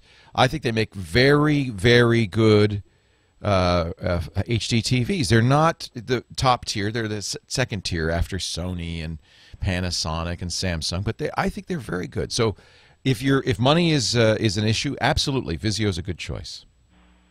All right, so you would be talking, say, if I get a 32, would that... 32, then don't even, it's fine. In fact, they probably don't make a 1080p 32 because there's no point. Right. I know some other companies do, like 32's LG pretty, or... yeah, 32's pretty small. You know, I would look at 42 or even 50 inches if you can. I know it's a small apartment, but 50 inches, even if you're sitting 10 feet, only 10 feet away, 50 inches is a good size. You don't want to get it too small. Now, these up converters, DVD... They're fine. What they do is they take a DVD. Now, a DVD, just so you understand the numbers, is 480 lines from top to bottom. So HD is 720 or 1080. So what an up converter does is it takes the 480 lines and it uses software and a processor to make it kind of smooth out the jaggies that come when you blow up 480 to 720. So to be honest, on a good up converter DVD on 720p, that looks pretty darn good, especially considering where you're moving from. See, the thing of it is, Vizio doesn't make no DVD up converters. The only one, all they do is make Blu-ray machines on the Vizio. At this point, though, you might want to buy a Blu-ray DVD player. They're pretty cheap. So, what would be to say? It's not worth buying a Blu-ray if the screen is smaller than 32, or what? I mean, truthfully, what does the Blu-ray cost? $100, $150? It's not expensive. So now come down dramatically. They were right. up like when it first came out. Right. So I don't think you should even worry. Get a Blu-ray player because it'll work with your next TV. If you get another TV, it'll work with the standard DVDs. Blu-ray players are up converting, so your DVDs will look better. And you'll be able to play Blu-ray discs, which will look the best. So I think you should probably get a Blu-ray player, even if you're getting a 32-inch TV. You might not notice as much difference, but I think you should. Now, one last question before I let you go, since you've given me all the answers on what I'm going to do. I noticed when I've gone into some box stores, especially on the Vizio TVs that are like 26-inch LED, which is about $300. Then they go up from that. Mostly all their products are not shrink wrapped. You know what I mean by shrink wrap? The boxes. Yeah. What's the reason for that? Because I'll give you an example. On the Blu-ray machines, which they only make, it's like opening up a suitcase. There's no shrink wrap around the outer side where you open it. The reason why is it just because it's cost cutting to put shrink wrapped on the Yeah, outside? I'm sure it is, but I'd be really cautious and make sure it doesn't look like that box was opened and the stuff was taken out and set up and put back in. It's not that you're going to necessarily have a problem with that, but I'd like to see a nice clean box with nice sharp edges that doesn't look like it's been opened and used before. All right. Thank you for your time, and I will take your advice on that. Good, Billy. One more tip. Don't buy the cables at the expensive stores. Sometimes they'll really upsell you on cables. It's a good way for them to make a lot of extra money. You don't need expensive HDMI cables. If they're more than $10 or $15, just say thanks, no thanks. Get them online at monoprice.com. There's no reason to spend $80 or $90 or more on an HDMI cable. It's not that there's no advantage to that. And it is one of the ways that these stores, not so much the big box stores, but some of the fancy video stores will make a little extra money on you, is say, yeah, by the way, you need the high fidelity HDMI cable for that, and that'll be $152. And just say no. Monoprice, MONOPRICE.com. That same cable, $5. That's where you can save money reasonably. Javier from Garden Grove, California. Javier, welcome. Leo Laporte, the tech guy. Hey, Leo, how are you? I'm great. Welcome to the show. Happy Independence Day. Oh, yeah. Happy 4th of July to you, too. Thank you. I just want to, thank you for taking my call. I've always listened to you. Thanks for all the advice. I have a problem. Okay. All right. Well, last week I have a MacBook Pro, and it's not new. I got it in 08, and just last week it was freezing on me, and the screen was pixelated, and everyone's telling me maybe it's the hard drive going down. Not if the screen is pixelated. That sounds more like I hate to tell you, the logic board. One of the things that happens with laptops, and I've noticed it happens a lot with MacBooks, is as you handle them, the body itself, especially the older MacBooks, the non-unibodies, that's one of the reasons I think they went to the unibody design. They torque a little bit, and that actually can torque the logic board in there, and that you'd get exactly the kind of problems you're seeing. Now, it may be something that's easy to fix, but I think if you bring it to an Apple store, they're going to say, you need a new logic board, and that's $1,000. Yeah, oh, really? You'd be better off just buying a new laptop. That was plan B. My plan A was just, everyone with my friends was telling me, you know what, your hard drive works like crazy all the time. I use it for work. I don't think it's the hard drive. The pixelation is a couple of things. The video card's bad. The cable is bad. Some of those laptops did have problems with their video cards. Now that Apple will fix, even though it's out of warranty, Apple will fix because it was their fault. So it's not a bad idea to bring it to the Apple store, say, hey, is this that NVIDIA problem? Is that the 8600M NVIDIA graphics problem? And they'll say, oh, yeah, sorry. And they will swap it for free if it's that. Oh, okay, so the NVIDIA problem. So you don't think there was anything wrong with the hard drive? Well, I can't say for sure because I don't have it in my hands, but when you talk about that particular problem, it sounds like a hardware problem, not a hard drive problem. Yeah, because I would do a hard reboot, and then I would try it again, and it would it would restart like normal. I would work on it, and then it would just. It did it to me like 3 times, and then it could also be overheating, but that does sound like it's a hardware problem, not a hard drive problem. So I went ahead and I bought. I went to the store and I got a new hard drive. I installed it. Did that fix it? It was like I was going to get ready to install the OS on it, but I guess I needed to reformat it. So I'm not sure if. Now I'm not sure if it was the hard. It's not the hard drive. It's not the hard drive. It's the hardware. You need to bring it to the Apple store. Leo Laporte, the tech guy. Leo Laporte, the tech guy. Yes, this is on my list. Neil Young, rocking in the free world on Independence Day weekend 2011.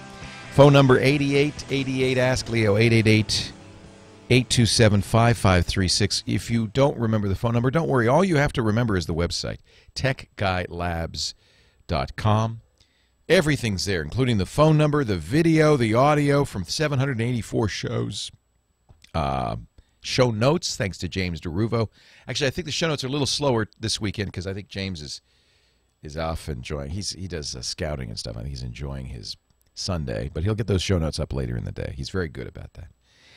8888 Ask Leo. That's the phone number if you want to get on the show. Jojo, Foster City, California. Hi, Jojo. Leo Laporte, the tech Hi, guy. good afternoon, Leo. Thank you so much for taking my call. Thanks for You calling. are the master. Thank you, sir. I have a simple computing question for you. Just purchased a new laptop, and when the sales guy sold it to me, he said it would come with the standard operating system disks and drivers that they do, but it didn't, and I'm coming to find out that is it now common for new laptops or computer to not come with the actual operating system disks and drivers Yes. for crashes? Yeah. So the reason, and I agree with you, you want those disks. What you'd really like, if you had your choice, is a standard Windows 7 install disk, not a restore disk. That would be the second best thing. But no disks at all is really not a good solution. Now, presumably, and you should see, most companies that do this will say you can make your own disks. They'll have a partition on the drive, and there'll be a program you can run, and you can make your own disks. Is that the case? That's what they are telling me. I ended up calling the manufacturer directly, and that's what they say, that there is there should be or could be a partition there. You can make your own disk. It just kind of, I'm a novice. If I don't want to screw up, I don't blame you. And I tell you, I'm not a novice, and I have screwed up the make your own disk thing. You only get one shot at it. Because they don't want you making disks for your friends. All of this comes from one simple thing. Microsoft knows we're thieves and will steal them blind. They're just like the shopkeeper who has the apples in front of the store and stands there glaring at everybody who walks by. Don't touch my apples! It's not a very friendly thing to do, is it? They explained it to me like, well, the companies are going green and they don't want to. That's not green. Nothing to do with that. Because you're going to burn disks. That's exactly the same thing, right? I have to go burn one myself. Right? I have to go. It's the same thing. No, it doesn't have to do with that. It has to do with piracy. Microsoft actually charges the company less for that copy of Windows if the company doesn't give you a disk. Because Microsoft is convinced that if they give you a disk, you will steal them blind. I'm just one little guy. Oh, believe me, it's stupid. Most people, even the music industry, is starting to realize that this idea of treating your customers as thieves is counterproductive, is the wrong thing to do. Believe me, if you are a thief, this doesn't slow you down. It's easy to steal Windows. Right, and I'm also, not to blurb on, but I'm a disabled guy, and doing all these extra things are really hard. It's really hard to do these things, sit there and then they're telling me that I could have paid extra to have them wipe out all the junkware. Why does it even come with junkware? So I'm going to have to take time to clean out the junkware. Where did you buy the computer? Oh, it's at probably the bottom of the barrel, but it's Office Max. There was a sale going on. And what was the brand? Was it their house brand? It was Acer. Acer. No, Acer's a very good company. That's a fine computer. Acer does what most other companies do. In fact, the fact that they even offer you an option to remove the crapware is nice. They make money on that. All of those little trial buttons on that desktop, every one of those companies paid them. Well, they want me to pay them $150 to go ahead and remove all of that, set up the security, set up the Windows firewall, which is things I think I can do, just remove the software. Is that right? Yeah, absolutely. And I would recommend you do that. And then setting up a Windows firewall, that's just go in there and do it. It's a checkbox. Right. In fact, it's already set. If it's Windows 7, it's already set up and on. Is that right? Yeah. That's because that's what it is. Yeah. And I'd like ESET. It comes with a free 30 days of McAfee. I'm thinking about wiping that off immediately. Yes. ESET. Is that a good idea? Absolutely. See, what happens is McAfee paid Acer, I don't know, $5 because they figure that, and in most cases they're right, that you're just going to say, okay, I got it, I'll use it, and then next year you'll give them some more money and some more money. So they paid Acer money to be the default antivirus on there. Of course. But none of that's to your benefit. It's all about Acer. Now, let me explain that we did kind of create this situation by putting pressure on companies to drop the prices. You got that Acer really cheap. It is. It was on sale.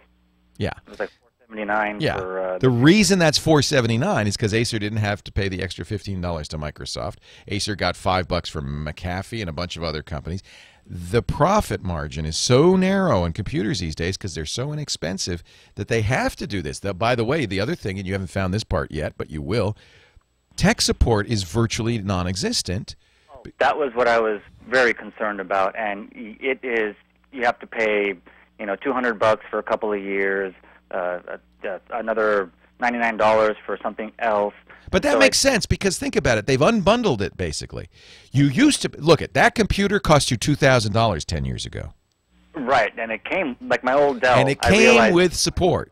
They had the price already bundled in. So all they've done is they've taken that out and said, "You want it?" Because some people don't want it. They say, "You want it? You'll pay the money. But if you don't have to." That's not a bad thing. I see. And I was thinking, the 1-year warranty comes with hardware support and 90 days worth of operating system support. If I have a problem, I can go ahead and call Acer and purchase it then. They said that's okay. That's the way to do it. And just cross your fingers you don't have a problem. Oh, fantastic. And one question about them. I am only going to use, in the meantime, while I'm waiting for my operating system disk from the company, I am going to go ahead and try and make one of my own. Which one is better as far as DVDs? Does it matter? Is a DVD -R or DVD plus R? I don't know these things really. Makes no never mind. It does. And if it's an old one, like a 6-year-old blank set that I've had for a while that I've been using, or should I just go out and buy a new set of these DVD-Rs? Or if you've stored them in the dark or they haven't gotten wet, I think you're probably all right. If it burns okay, then you're all right. Okay. Yeah, I'm just been in a cave for 10 years and trying to catch up on all. Yeah, and things have changed. I mean, that's what's changed over 10 years is that the prices have tumbled. Margins are razor thin, so companies are doing everything they can to make a little money. And if you look at the profit margins, it takes HP 7 computers to make the same amount of money Apple computer makes on one computer. Apples are a lot more expensive, aren't they? But they bundle in support. You get discs. I mean, that's the difference. So, I mean, you have a choice. You can if you buy a Dell, for instance, you can say for an additional fee, include the discs, take off the junk. Acer apparently does the same thing. So you can pay for it. So in a way, we created this by demanding lower prices, by responding to these lower prices. But you have to understand, this is the cost of a lower price. They're unbundling a lot of the things that you used to get for free, like support, like discs. I mean, that's what's happened. As long as you understand that, I think then you can wrap your head around it and get what you need to make it work for you. Leo Laporte, the tech guy. Leo Laporte, the tech guy. Actually, I literally am sitting on air. I'm sitting on an inflated ball right now. Been doing that for about 5 years. Was that Leo Sayre? I think it was Leo Sayre, TK. Our chat room, if you'd like to get in there, just go to techguylabs.com and click the chat link. There's some great people. And lots of good moderators keeping it clean. 684 people in chat. Dan and Can We Bowl Please and Hip and Houdini 7 and Icon and Kevin and Life's a Zoo and Mick and Nightflyer and Warpoli. Keeping an eye on things. Thank you guys for they're volunteer moderators and they do a great job. We really appreciate it. Phone number is 8888 Ask Leo, and we're going to get right back to the phones. Mike is on the line from Glendale. Hey, Mike, Leo Laporte, the tech guy. Hi, Leo. Joey Scarberry, that's right, thank you. Sorry. I have 17,500 Napster files on a computer that I moved from an older computer, and every one of them has Napster's DRM. Oh, I hate them. So it isn't the old Napster, it's the new Napster. It's the new Napster, and I've already paid for these. Oh, no, you didn't. Oh, you think you did. You gave them money, but you didn't buy those songs. You rented them. Oh. I don't want to get into that distinction right now. I don't blame you. So their DRM isn't working anymore. Well, it's keeping me from playing the darn songs. Yeah. If I try and play one, I don't have the rights to play it. Right. And if I go to the properties of it, it says that it has, I don't have the rights. You know, if you go to the right-click on the file name and you click properties, it says this is a protected file. Yeah. I hate DRM for this very reason, because you gave them money and you believed you were in contract with them to purchase music. Mm-hmm. Yes, sir. However, I suspect if you look at the terms of service and that little fine print down there, what you've really done is you've leased the music. You don't own the music, even though you paid exactly the same amount, and maybe in some cases more than you would have had you bought it. So I'm just looking through what time period, what time frame was this that you bought? Probably 3 years ago, and there are a number of applications you can find and download from the free websites that say this file will take care of Napster's DRM, and one of them is like MUV Audio. Yeah, this is illegal, basically. This is stripping the DRM out. So here's what happened. Napster went bankrupt, and they were purchased at a bankruptcy auction by Roxio, which used them to rebrand Roxio's own music service as Napster 2.0. And then in 2008, Roxio sold them to Best Buy for a mere $121 million. Now, that doesn't sound like a small amount of money. It is for what Napster represented. So I don't know what's happened if Best Buy no longer is running the Napster DRM servers, or if you have to unlock Napster Music somehow. You're running Windows Media Player to listen to the music? I'm not running anything right now because I have tried a number of different media players and none of them work. Yeah. So, my suspicion. See, I'm not sure exactly. It depends on the vintage of your Napster music. It sounds like what happened is the DRM, the copy protection, digital rights management software that they used when you bought those songs. In most cases, what happens is the song, when you play it through Windows Media Server or maybe a special Napster application, and then it goes and it checks the copy protection server. Did you buy those songs outright, or did you have a monthly? I had the monthly deal. Oh, well, then you don't own those songs anyway. You're not supposed to be able to play them. You only were able to play them as long as you had a Napster account. I remember that. So I've got 17,500 useless songs. Delete them. You don't own them. And don't be surprised, because that's the deal. It was as long as you had a monthly subscription, you could play them. Now, you could, of course, if they're still offering that service and it still works with those songs, you could sign up and pay the monthly fee again. This is the same in the Zune. If you have a Zune Pass, if you have Rhapsody, if you have Rdio, if you have Mog, there are a number of these services that are monthly subscription services. You can listen to any song they've got as long as you keep paying that monthly fee, but stop paying the fee. I don't care if you downloaded them or not. You can't play those songs.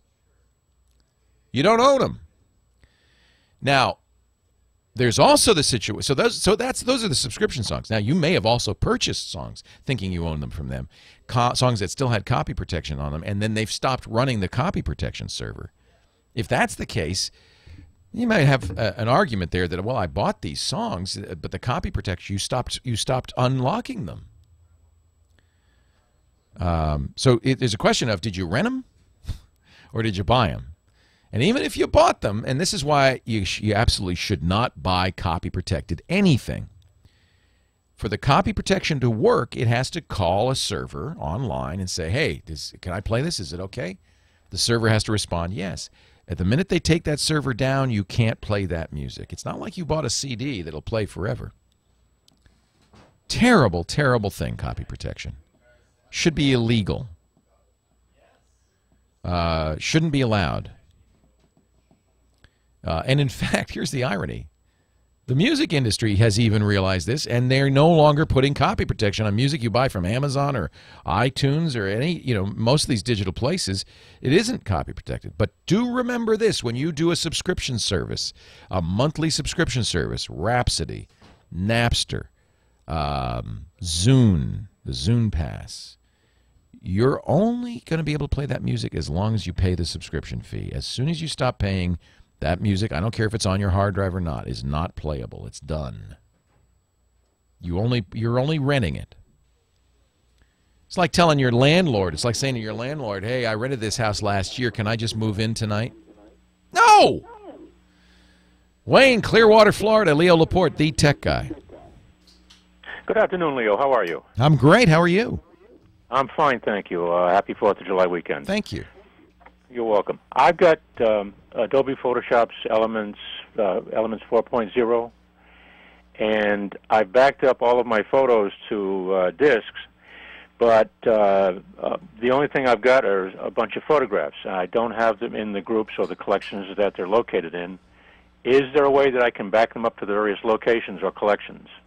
Yeah, I think if you use the Adobe Elements software itself to do the backup, it will back up. See, there's the files themselves, which is good. You still have those, thank goodness. You haven't lost your pictures.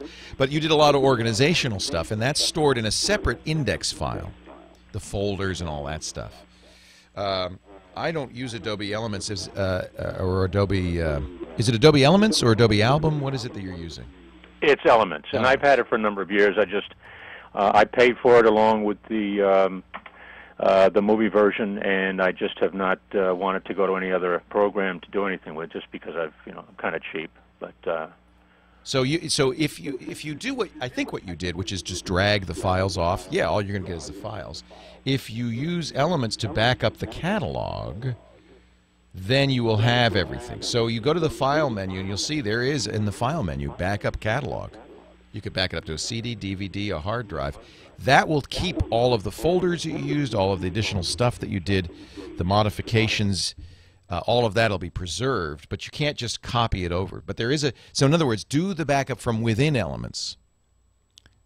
This is true of a lot of software, Picasa, Adobe Album software, iPhoto, and so forth. Just copying the images isn't going to do it. You need to copy the catalog as well. Leo Laporte, the tech guy.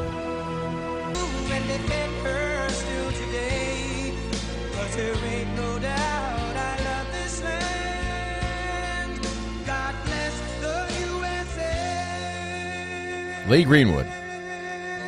Happy Independence Day weekend. Leo Laporte, the tech guy. You know, I wrote an essay about 10 years ago about Independence Day and our founding fathers and how different things might have been had Ben Franklin been able to prepare a PowerPoint to show George III about why we should be independent. and had we had email, that Declaration of Independence might not have taken, a year to ratify.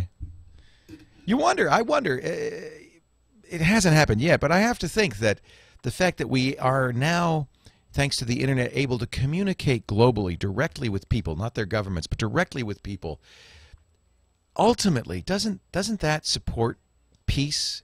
Doesn't that help bring us together? And doesn't it support democracy in the long run? Look at the Arab Spring that we had, where Tunisia and Yemen and Egypt and all these countries, because of the access to the internet and the access to the outside world and the ability to communicate with each other freely, made those first key steps towards freedom. I really have to think that this technology of ours is the ultimate democratizing force. I really do believe that.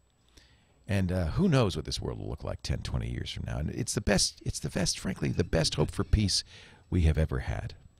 That's one of the reasons that I care so much about technology. It's not about the next shiny gadget. It really isn't. It's about the transformation that it's bringing to our world. And if you're somebody like Derek, who called us from Holland, who wants to be a programmer, wants to work in programming, he's 15 years old. Derek, this is your opportunity for your generation to use these tools, not to make the next Farmville, but to think about ways that you can keep people communicating, open the lines of communication, and promote the notion of freedom and of democracy. I think that this is a real opportunity for your generation, Derek. So don't forget, it's fun. It's cool. It's great to frag your friends in Call of Duty. But there's a deeper meaning to all of this and a deeper potential. And I think if your generation can live up to it, I have very high hopes for the future of the world. Don in Dana Point, California. Leo Laporte, the tech guy. Hi, Don. Hi. I have two specific questions and a gotcha heads up for Android users. All right. Number one, I'd like to find out about an Android app which is the equivalent of Squarespace, an Android app maker, I should say. I want to create one, and there's a number of various ones listed under Google, but I don't know how to separate out the wheat from the chaff. Google actually makes the best one, and it's free. So that's where I would start. You know, Google, of course, makes it as easy as they can because they realize, as does every company that manufactures smartphones or smartphone operating systems, that the key to all of this is making it easy for people to write software. You know, there are actually now almost as many Android apps as there are iPhone apps, and that's going to grow faster and faster. Because when I found out to do an iPhone, I have to have a Mac, and I have to have an iPhone and a Touch, and be a member of their developers club for $100. $99. That's right. Yeah, that's a deal breaker. Meanwhile, Google makes it free. It runs on Mac, Windows, and Linux. It's very easy to do, and they have, of course, the full developer kit is available. What they call the Android SDK, the software development kit. But they also make a very simple, easy way to do Android apps. The name of which has escaped me for the moment. I'm looking on their. Easy is good. Yeah, okay. Yeah, it's a point-and-click way to do it. Now, I have, you know, this is the full developer system is very powerful, and maybe somewhere you'd like to go in the future. But there is a very simple. What's the name of that, folks? The Easy Android. It's called App Inventor. Thank you, chat room, once again. To the rescue, App Inventor. It's free and it's very fun. I mean, it's appinventor.googlelabs.com. And now you're not going to be able to create a super powerful app with all sorts of bells and whistles, but you are going to be able to create a standalone app that you can sell in the App Store, that you can give to people. That's pretty sophisticated. Okay. All right. Second question. I have a powerful desktop I use for Photoshop and Lightroom, and I need a traveling laptop when I take travel and wildlife photography while I'm on the road. And it needs to have 2 physical hard drives because of Photoshop, so I have one for the scratch drive. Do you have any suggestions for a Windows unit along those lines? I do not. I don't know of any Windows systems that have 2 hard drives in them. You can use Photoshop with a single drive. Yeah, Costco had one. At the beginning of this year, they offered to have 2 physical hard drives, but it's sold out in a flash. And I know I can order them. I would not, to be honest, I would not get a laptop with 2 hard drives. I would get a single hard drive laptop, but make sure that laptop has either USB 3.0 or FireWire interface so you can connect a fast external drive and use that. Why external? Because first of all, if it's fast enough, it'll be just like an internal, and you can separate it. You can have one in your luggage and one in your hand carry-on, because you've got a lot of precious photos on there. You don't want to put all your eggs in one basket. In fact, I usually carry a laptop plus 2 external drives, and I make exact duplicates on each drive of my day's photos so that I have a backup of my backup. I have 3 copies with me at all times. You might even want to upload, if you've got internet access, upload at the same time. Okay, and the third one, I'm going to turn this over to my wife because she has a gotcha for Android she ran into. Here. All right, actually, hang on. What's your name?